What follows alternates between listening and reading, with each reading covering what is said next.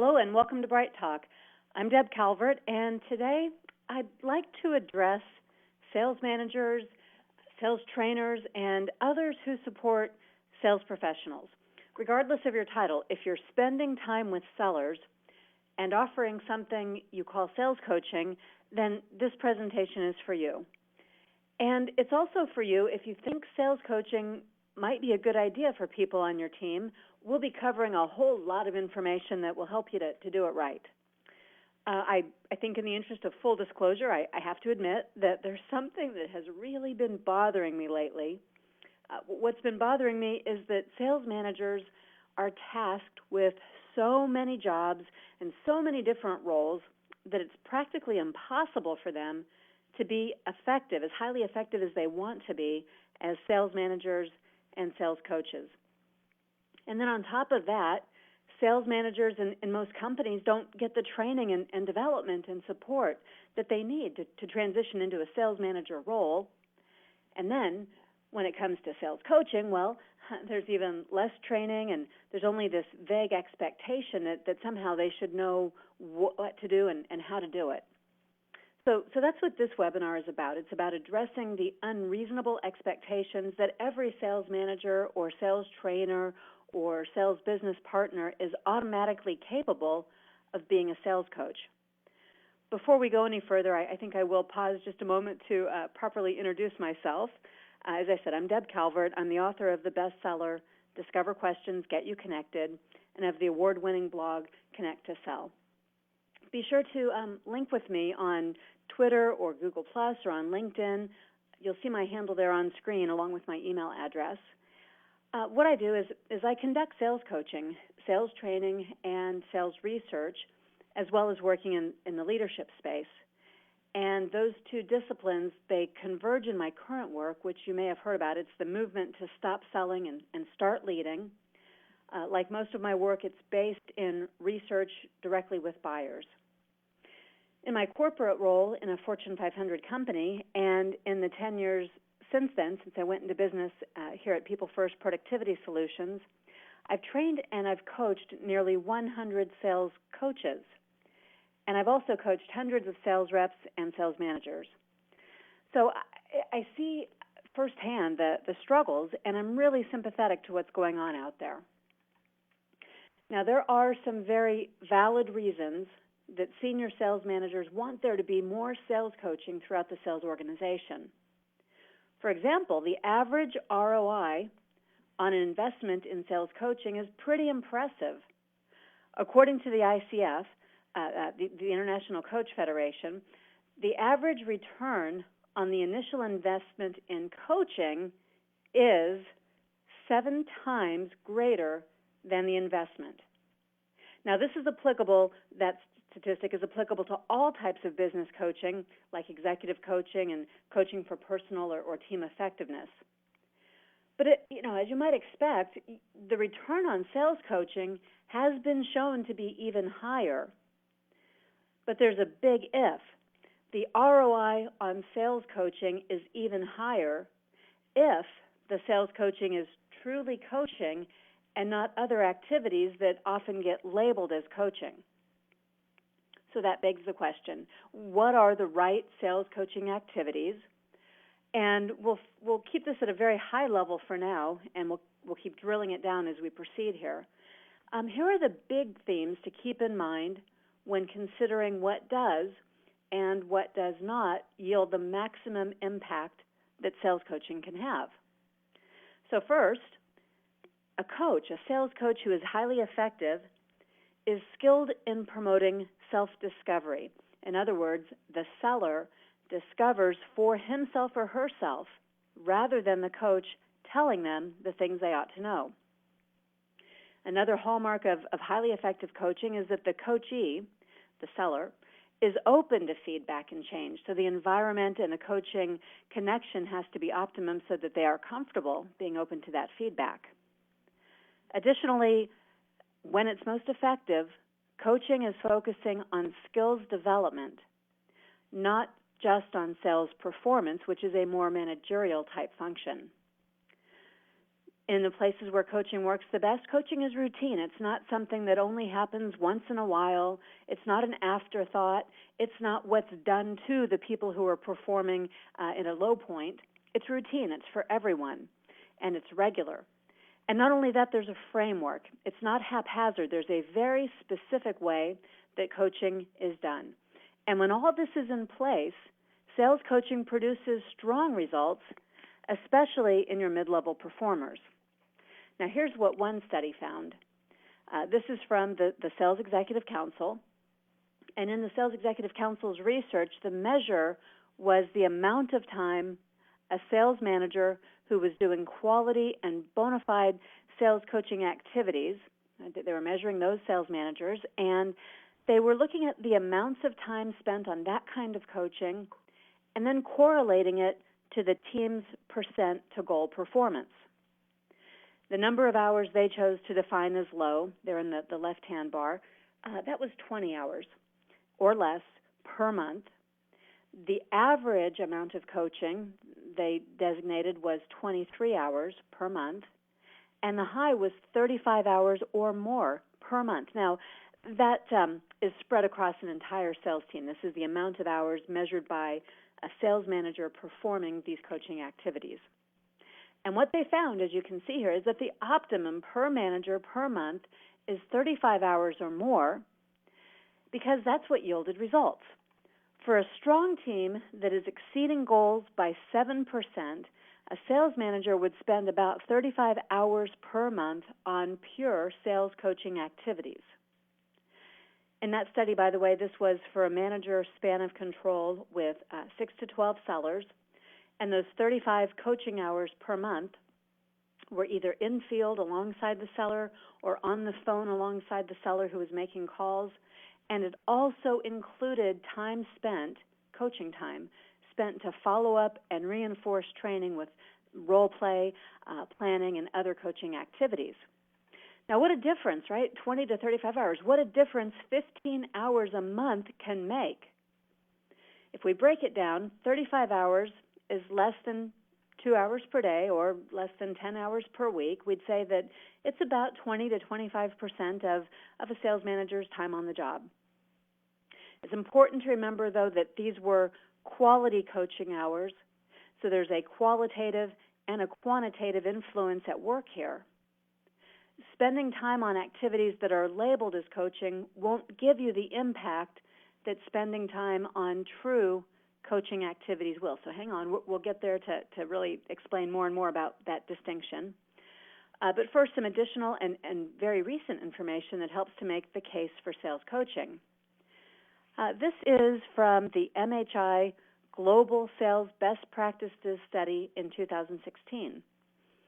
And as you can see here, the highest performing sales organizations are reporting more sales management time that is dedicated to sales coaching versus the other sales organizations that participated in the study. And there's another distinction that is called out in this study. The world-class, highest-performing sales organizations in this study employed a formal coaching process. They made very clear distinctions between sales coaching and other kinds of activities that are often confused with sales coaching. They had a formalized coaching process with coaching conducted by people who had developed these coaching skills, because that's where the real impact comes from, is from coaches who have specific kinds of coaching skills. Now, interestingly, recent research from CSO Insights, their 2015 Sales Management Optimization Study, that affirms what we saw on the previous slide from the SEC. CSO Insights concluded that, and I'm quoting now from an article, which you can access in the attachments tab of this Bright Talk, but they concluded that sales managers who work with a formal coaching process, who have been developed regarding their coaching skills based on this process, and who have the right coaching guidelines and data at hand, can coach in an effective way with 20 to 30% of their time to improve win rates of forecasted deals up to 17%. So big improvements, and you'll notice that the amount of time coaching resonates from what we saw in the other study about a quarter of a sales manager's time being spent on sales coaching. Now, in addition to the very obvious benefits of sales coaching to increase sales, there are many other documented and significant benefits of coaching. Done properly, good coaching achieves these things that you see here on screen. And what this means to you and to your organization is that sales coaching can reduce time on non-selling activities. It can boost your sellers' problem-solving abilities. It can keep your sellers positive even when they're being redirected to work in different ways. And good sales coaching can improve retention so you're not constantly hiring and onboarding new sales team members. So you see there's something in this for you in addition to revenue production. But I can't say this emphatically enough. To experience all these benefits, it has to be bona fide sales coaching. So now it's time to clarify what that means and how coaching is different from activities that seem very similar. On screen now you see the three most common misunderstandings. These are the three biggest areas of confusion and also the three areas where the most opportunity is lost when it comes to sales coaching. If you have viewed sales coaching as something that's done purely for performance, then you're missing the opportunity and the yield if you were instead doing sales coaching for the continual development of your sellers. And if you're thinking of sales coaching as getting in the game and doing the selling yourself, well, then you're not coaching. That's like the difference in any sports team. If you're getting in the game, you're a player. Coaches stand on the sidelines. They observe. They pay attention to what the players are doing so they can help them to continually develop. And coaching is different from managing, from mentoring, and from training. And that in and of itself, that last statement, that can be the most difficult to understand. So I want to spend some time really getting granular to define what those differences are. As you look at all the things that a sales manager, a sales trainer, the folks who are supporting sales people, the things they do really come in two different veins. They come in the area of directing the activities of the sellers. Directing the activities is the work that it's required to handle the problems of the day, to handle the meeting of the performance standards, to handle hitting goal. Right? That's in and of itself the essence or the definition of managing. And mentors also direct. Mentors advise. That's the meaning of the word. On the other hand, there's opportunity to do something a little different, to facilitate. In other words, to draw out from the seller something that he or she could be learning or doing differently to facilitate those discoveries. And that work is largely done by people who are coaching. In fact, the root word of coaching means to extract. And trainers. Trainers condition. They run drills and skills practices. They help information to be understood and applied. So if we think in these two broad categories of directing the activities of sellers and facilitating the learning and growth of sellers, then you have a more well-rounded approach. One of those jobs, the one about directing, that focuses on getting today's work done. Obviously, that's really, really important. But the other three, mentoring included, they focus on developing additional skills to get the long-term contributions of the sellers maximized. Okay, let's keep drilling this down. Now, sales managers' jobs have become overladen with a lot of other kinds of functions, but purely sales managing, right, that includes these obvious things. It includes setting goals, expectations, and performance standards. It includes providing the resources needed to get the work done. Sales managers conduct informational meetings on products or on initiatives. They provide recognition and rewards to motivate the team. When there are new tasks and responsibilities, they figure out how that work's going to be distributed. And ultimately, with all of that, sales managers focus, by the very nature of their job, on the attainment of goals. That work matters. Anything else I say here is not intended to take away from this work which most would agree is the primary responsibility of a sales manager. Now, sales mentors, they do things a little differently. They do different kinds of work. What sales mentors do, and this could be a sales manager who is stepping in as a mentor, or it could be someone else entirely, like a more seasoned sales rep in your organization. But what mentors are doing is sharing their own expertise. They're demonstrating how to do something. When they teach, what they're doing is they're instructing based on their own higher level of experience. They might have people who are job shadowing them, and certainly they can answer questions based on their subject matter expertise. Sales managers are often thrust into the role of sales mentor as they do demonstrations on sales calls, as they answer questions, as they tell stories from their own experience, as they solve problems and tell sellers how to do things the way that they themselves know will get the work done. Okay, all of this is part of the sales manager role, but we're breaking it down just to get some real clarity. The next one I want to show you is sales trainers, because sales trainers, whether this is the manager or if this is a discrete function, what's happening when someone is training is that they're breaking new information down. They're making it manageable. They're delivering that information, those product bits of information, the selling skills bits of information. They're delivering that in a way that it can be heard and understood and applied.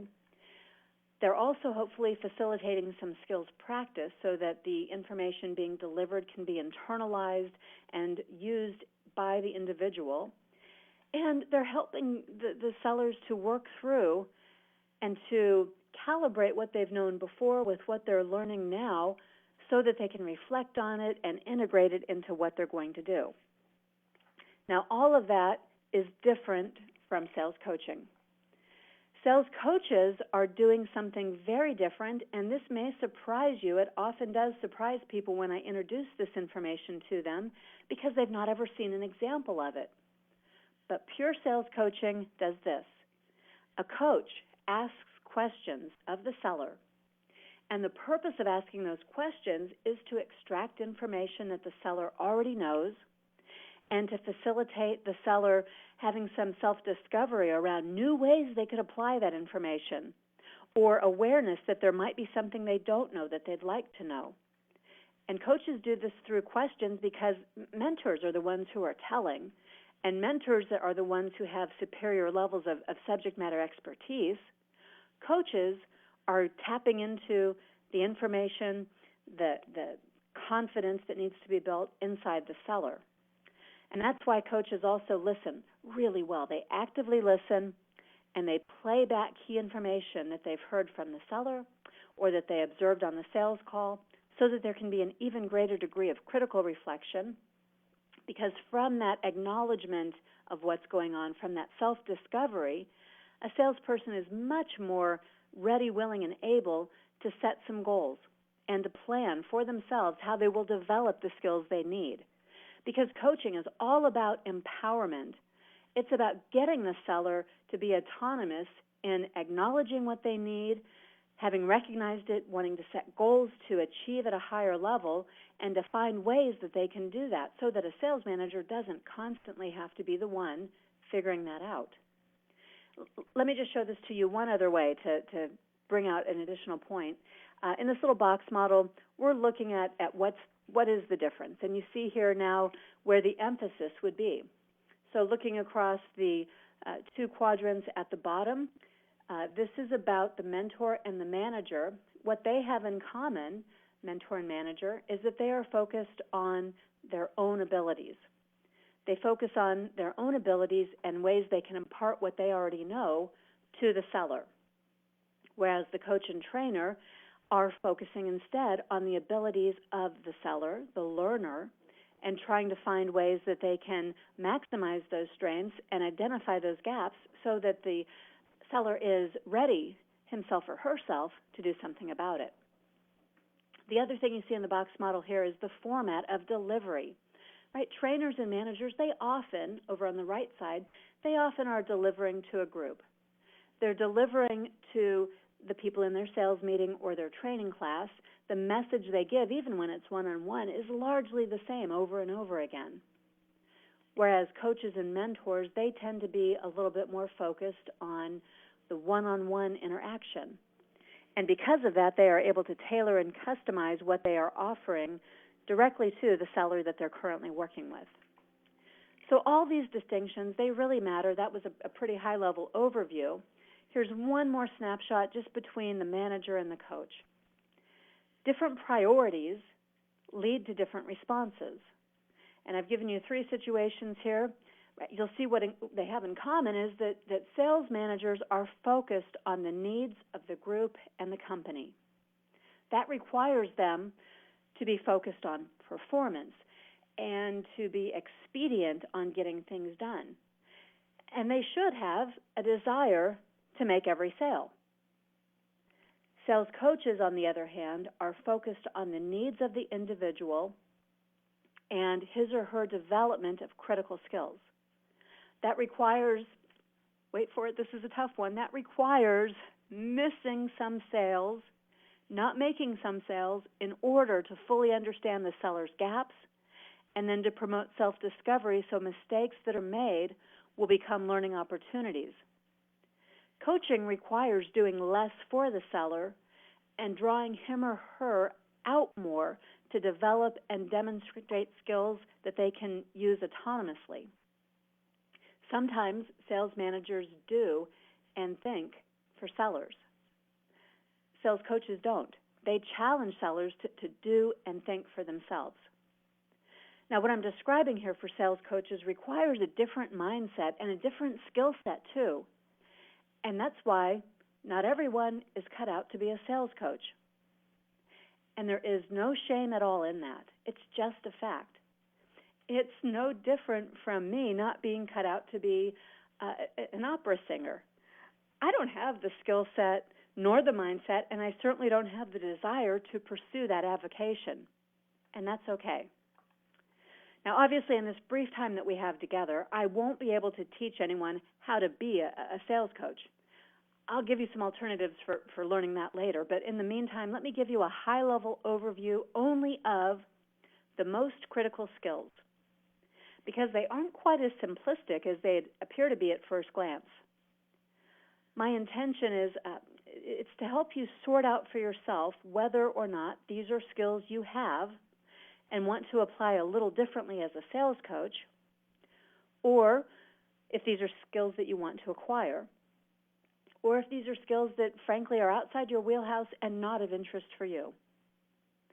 For some, what I'm about to describe regarding sales coaching and the related skills, it's going to be unappealing.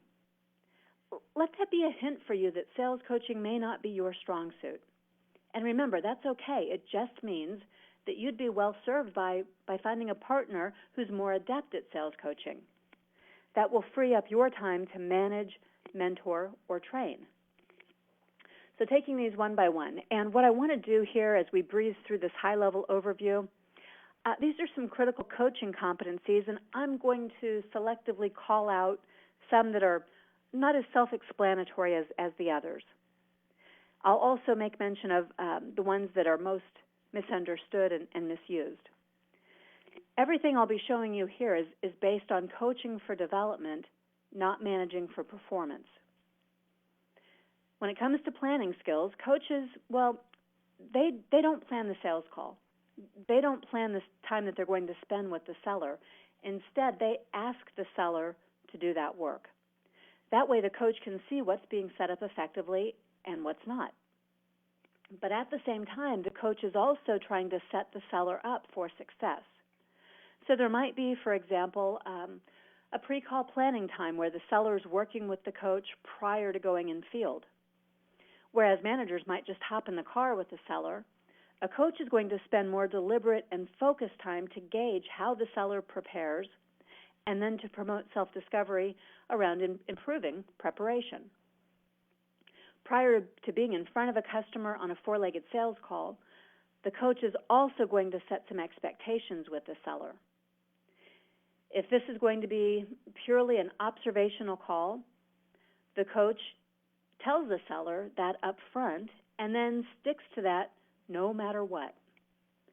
Obviously, then, that means that these probably shouldn't be high-stakes calls. When it's a high-stakes call and you must make the sale, well, that's the time that you bring the sales manager who might be involved in closing the sale. Now, there is a time when a coach might want to make a demo call, a demonstration. And if that's the case, the seller and coach should predetermine that too. By the way, I do recommend that less than a quarter of a coach's customer-facing time be spent on demo calls. In other words, for every 4 calls that you are with the seller and the customer is on the call too, only one of those out of 4 or less should be a demonstration, because frankly that is what sales managers can do, and there's less learning by sellers on these kinds of calls. And if you do too many of them, there's a risk. If you're doing demonstration too much, you can cause an erosion in a seller's confidence, and they may even become overly reliant on the sales manager or sales coach who's stepping in to demonstrate or take over as a mercenary closer. Now, there are skills. For all this strategic planning, there are skills that a sales coach needs, because this is about being proactive and not reactive. You're not going to be reacting in the moment on the sales call because you've already predetermined what your role will be. So proactively, you might also need to be prepared to bite your tongue and to allow mistakes to be made so that you can see how the salesperson is going to handle their own mistakes and have even more fodder for coaching. The next group of skills that are really, really important for a coach, and this is a big one, it's listening skills. Now, if you saw this slide and instantly tuned out, come back. But if you did, if you tuned out because you think you've heard it all before, then let that be a clue to you that you might not be cut out to be a sales coach. As a sales coach, you have to be fully tuned in and completely present right there in the moment at all times. You have to be able to pick up on subtle cues, even emotional ones. If you miss things that the seller sees, you're going to have a hard time convincing the seller that you bring value as an observer. After you observe sales calls with your active listening all the way tuned up, you'll be playing back what was said by the buyer and by the seller, and you'll need to be accurate. Hyper-focused listening is essential. Here are just a couple of tips that you might not have heard before. The best listeners focus on listening for what's different, not what's already familiar. Sales coaches who model this by picking up on things that sellers miss do a wonderful service for those sellers. They demonstrate why listening matters so much, and they inspire sellers to improve their own active listening skills. And by focusing on what's different, sales coaches are usually the ones that pick up on something the seller missed. Sales managers often aren't able to pick it up because, like the seller, they're listening for what's familiar or what's the green light that they came in hoping for. Sales coaches, conditioning themselves to listen for what's different, they see other avenues that could be pursued, or they see objections before they're voiced out loud. They have a keen insight because they have deliberately turned up their active listening and focused on paying attention to glean what's different, what's not expected. Now, in a coaching role, unlike a managing role, you can't let emotions or adrenaline or anticipation take over. Your listening abilities would be compromised if you were trying to get into the game, or if you're mentally willing the seller to do what you're thinking would be the right thing to do. So as a coach, even when you give feedback, you need to actively listen. Managers and mentors, they do more telling and more sharing of their own experiences. Coaches don't do that. They ask questions, and they listen, and then they ask more questions to help a seller discover for himself or herself what it is that could be done differently. Now, although we're breezing through, I did want to share a couple of models with you. This one's a model for listening. It's a reminder that it's not just hearing passively with your ears, but it's listening actively with your brain and even with your heart at the level of empathetic listening. To do that, you need to act. You need to pay close attention. You need to check for comprehension and keep yourself attuned so that you're not blurring what's really being said with what you assumed or what you believed from something else. And then, only then, are you talking. And as a coach, when you're talking, it's mostly to ask questions and to respond to promote self-discovery. So speaking of questions, this is also a really important tool in a sales coach's repertoire. Good coaching questions are a whole lot like good needs assessment questions. You'll use questions to make sellers think and stretch and determine their own course of action for improvement. Your questions will not be manipulative or oversteering. You know, some people, this is often misunderstood, some people think that coaches should ask questions in an effort to force agreement. If you hear yourself asking a lot of questions that start with phrases like, don't you think it would be better to, or how about you try it this way? Well, if you hear yourself saying those things, let it be a clue to you that you might not be cut out to be a coach. Or maybe you've just never heard that those are not the kinds of questions that coaches ask. And I'll give you some alternatives to frame this up for you as we proceed. All right, so along with crafting good, thought-provoking questions, experienced and effective coaches ask questions in a predetermined order. There's a method to this. What I'm showing you now is the GROW coaching model. This comes from Sir John Whitmore, the preeminent expert on workplace coaching. It goes in this order, GROW. First, you're asking questions to understand the goal, not your goal, the sales manager or sales coach. Nope, this is the goal that the seller is going to set. And when they set it for themselves, they're going to be more likely to want to pursue it. So questions, facilitating the acknowledgement of a goal. And then R, the reality check. Well, what are the current conditions, the circumstances, the obstacles, whether they are real or perceived? What's in the way of attaining that goal? Let's talk about it. Let's work it out. And then what are the options? The O, what are the options for being able to work through those challenges so that you are able to attain the goal? And finally, once all of that is sorted out, then it's the W, what's next? And this is where the seller puts together the action plan, including the resources and the additional training they might need to access, the support that they might need from the coach or manager. These questions, asked in this order, are highly effective in getting people to take responsibility and accountability for their own growth and development. And if you're following this simple path, you can expediently move a seller from clarifying what they want to achieve to creating an action plan for achieving it. And it's all self-directed because as a coach, you asked questions. Here's one more clue that we ought to acknowledge. If this idea of others setting their own course is not aligned with your preference to tell them what to do and how to do it, well, then you may not be cut out to be a sales coach. Now, here are some sample questions. These are arranged for you in the GROW coaching model. Before the call, let's say you were doing some goal setting, and then you wanted to do a reality check to deal with any real or perceived barriers. And what you'd be talking about with your questions, the way that you'd ask them, is that these wouldn't just be a vague sense of direction, but an actual goal. And it would be a real discussion about the options. You'd be prompting the seller to think of and explore various ideas. And all the while that you're doing that, not only are you building their buy-in, but you're also helping them to gain confidence and competence so that they can work more autonomously. As you're imparting this thought process to them, you're helping them to think this way about the goals they are going to set on their own, even when you are not with them as the coach. And then you'd get to the plan. And since it comes from the seller, there's ownership.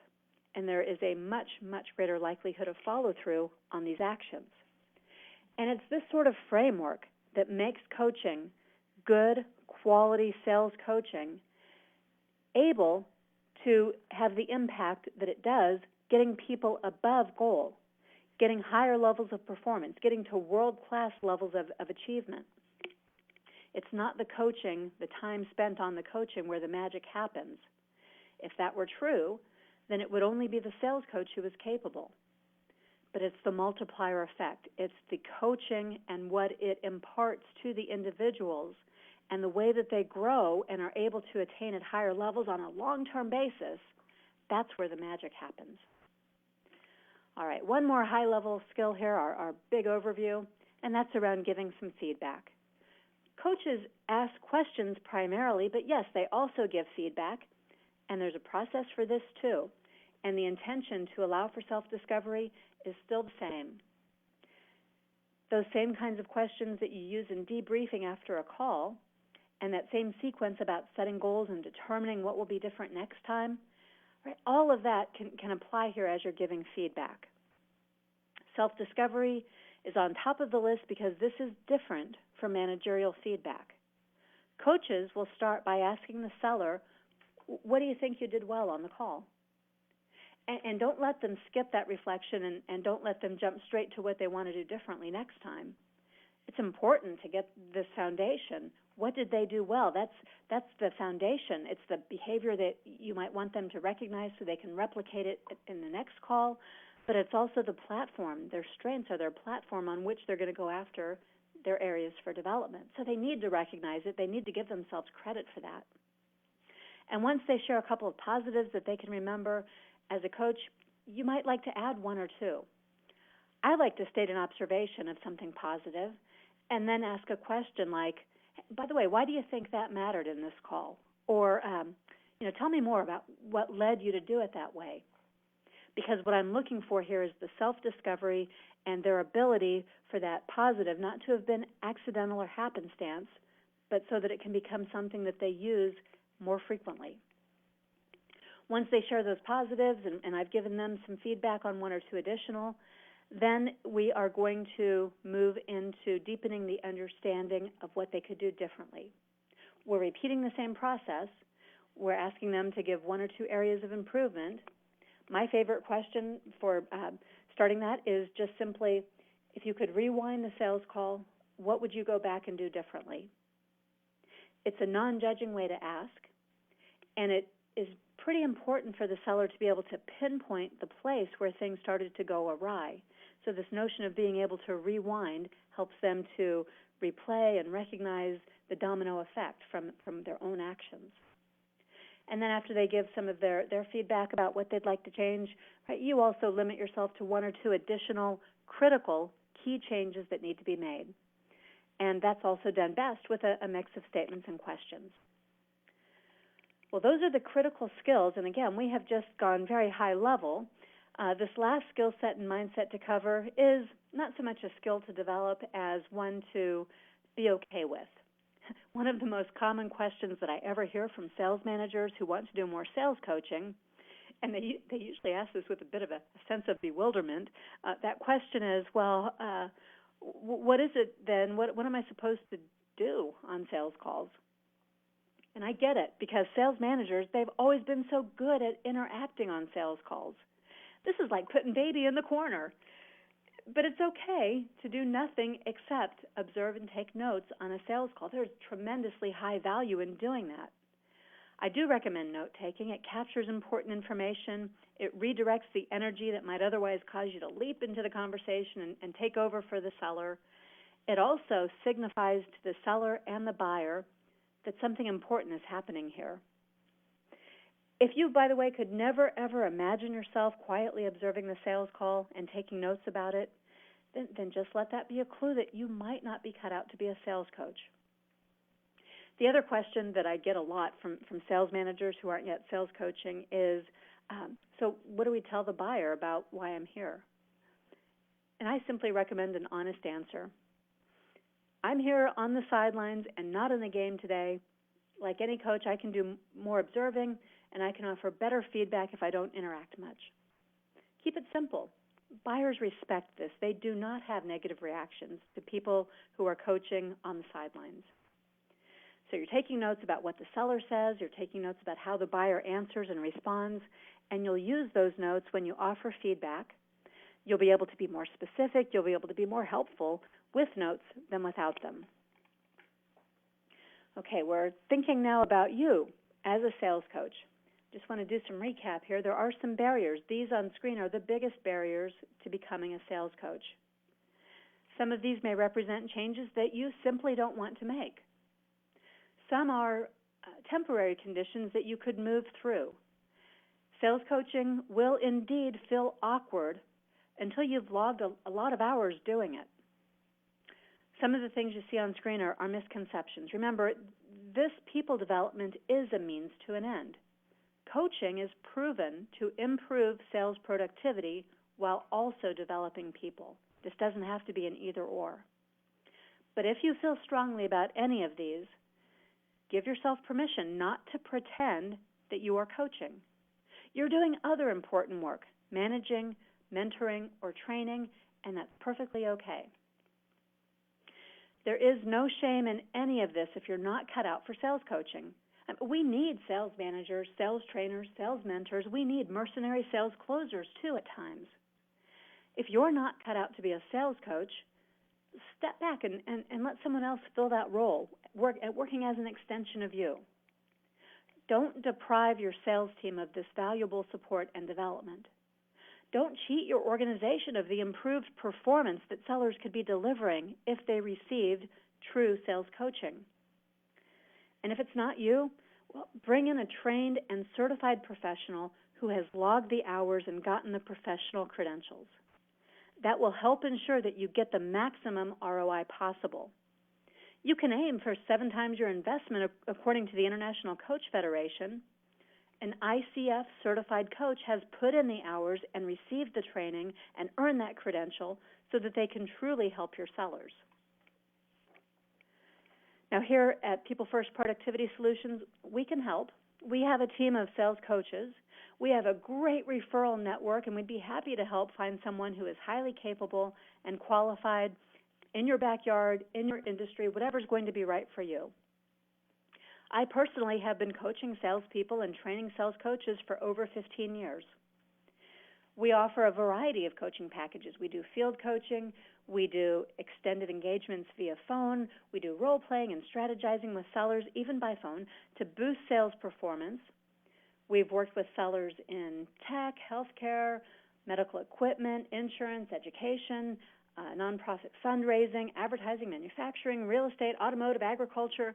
We've pretty much run the gamut. So if you think that you have the right stuff, though, and you just need some additional skills training so that you can be an effective sales coach, then please note that I've attached a lot of resources to this presentation. Some of my colleagues in the selling space have offered these support tools to get you started. And on top of that, beginning in October, I will be offering a sales coach training program. It'll be a coach-the-coach program with one-on-one time to develop your skills, plus group time to learn from others who, like you, are learning to be highly effective sales coaches. We'll be doing a lot of role play. You'll be logging those hours so that coaching becomes very natural and easy for you to do, and you'll be extremely effective at it.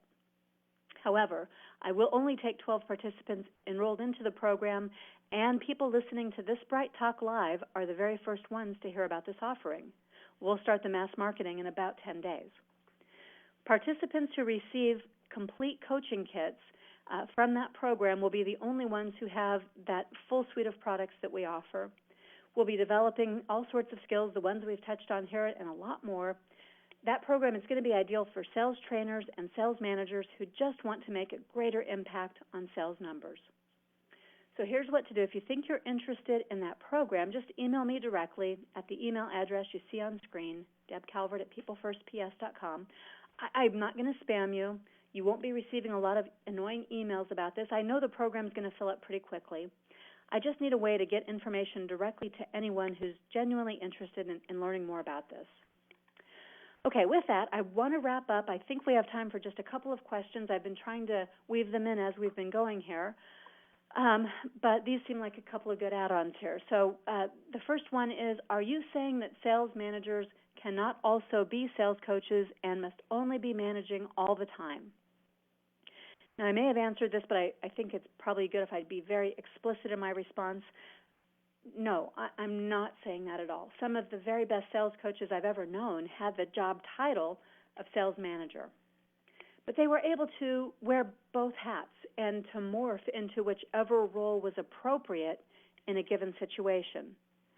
Those sales managers who are also really good at sales coaching, they understood the differences and they pursued training and skills development to acquire sales coaching competencies. To me, that's actually the ideal solution when and where it's possible. The results in improved seller performance prove that this is a good course for a sales manager to pursue. But I also know that not all sales managers are cut out to be sales coaches. That doesn't make them bad sales managers. When people who are really good sales managers bring in really good sales coaches to complement them, those results are also compelling. So I guess my answer is this. There are multiple ways to get the results that sales coaching can provide, through the sales manager or alongside the sales manager. And one more question is, how much time should be spent on the other, not coaching roles? I think that one probably came as a result of the 4 roles I outlined: coaching, managing, training, and mentoring. And that answer, it's going to be unique to every team. But what works is if you start by allocating the coaching time, dedicate about a quarter of your time to pure coaching activities or bring in someone else who can allocate that amount of time, then mentor or train according to the needs of the team and individuals, and then you'll have to spend 50% or more of your own time, if you're a sales manager, on traditional sales management work. So you can delegate away the coaching and the training and the mentoring, but you have to do the traditional sales management work, the reports, the forecasts, the goal setting, the hiring, meetings, and all the rest of it. Okay, well, the clock says we need to wrap up, so please access the attachments. They'll help take you to the next steps that you need. Email me if you'd like to grow your own sales coaching skills and boost sales production as only sales coaching can. And join me again here on Bright Talk September 7th. We'll be talking about how well-intentioned sales managers may be disabling instead of enabling their sales teams. Look forward to talking with you soon.